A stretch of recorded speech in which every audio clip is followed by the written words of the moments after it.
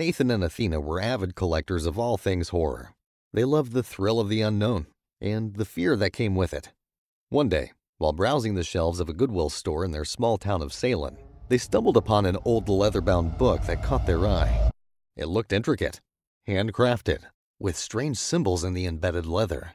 But what really caught their attention was a picture in the book that looked eerily similar to the two of them. They both chuckled at the coincidence and decided to purchase the book for a mere $2. That evening, Nathan opened the book to investigate its contents. As he flipped through the pages, he thought maybe the language was Latin and definitely couldn't understand a word of it. So, after a few days, they took the book to an antique bookshop on the outskirts of town.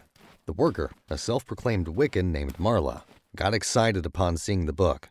After perusing the cover just a moment, she knew exactly what this book was. She explained that the book was about demons, and one very powerful demon in particular that is said to take souls. Marla warned Nathan and Athena about the dangers of using the book and offered to take it off their hands.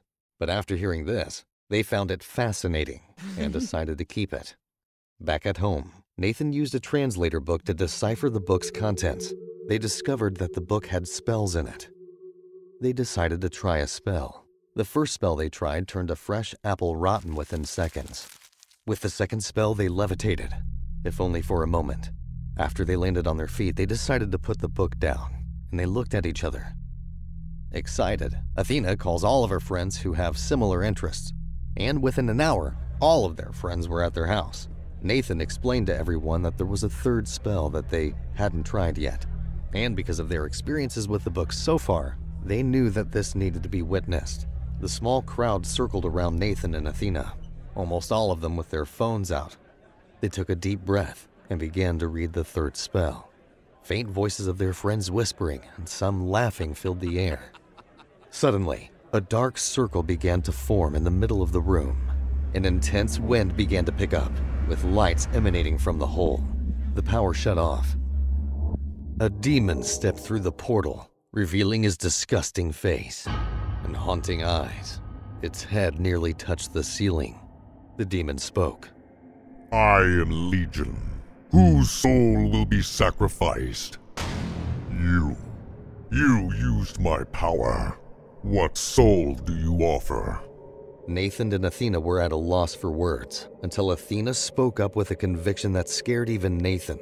You can't have a soul, she said. The demon was enraged and snatched their beloved dog Gambit, disappearing into nothingness along with him.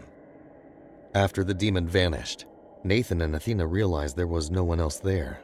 All of their friends who were just there a moment ago had vanished. Still shaking, Athena called one of her friends who was just there, and they had no recollection of being there at all. It was like it was before, an empty, still house, but without Gambit. Distraught, Nathan and Athena knew they had to do something to get their dog back. They turned to Marla for help. Marla explained that since Nathan used the book to do spells, came a power he didn't quite understand yet. As the weeks went by, they began to harness the powers of the book and started doing more challenging incantations. Marla determined that they were ready to fight the demon, and she said the spell as her eyes rolled to the back of her head. The same portal appeared. The demon looked angry, with a menacing look on its face. The demon stepped forward, demanding yet again another soul. Whose soul? Nathan and Athena looking confident with their new powers. Nathan said, Yours. Nathan began chanting a spell, but nothing happened. Athena and Marla began chanting the same spell. The demon was laughing and slowly approaching the three. Time was running out.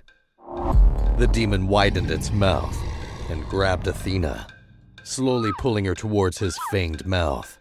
Then, in an instant, with a white pulse of energy emanating from her eyes, she stared at the demon, the light burning the demon's skin. Athena spoke and said, I want my dog back, you son of a bitch, and then decapitated the demon. The demon's body began to burn and turn into ash. Athena collapsed to the floor, and Nathan rushed to her side. They had made it. They beat the demon. And just then, they began to hear something familiar.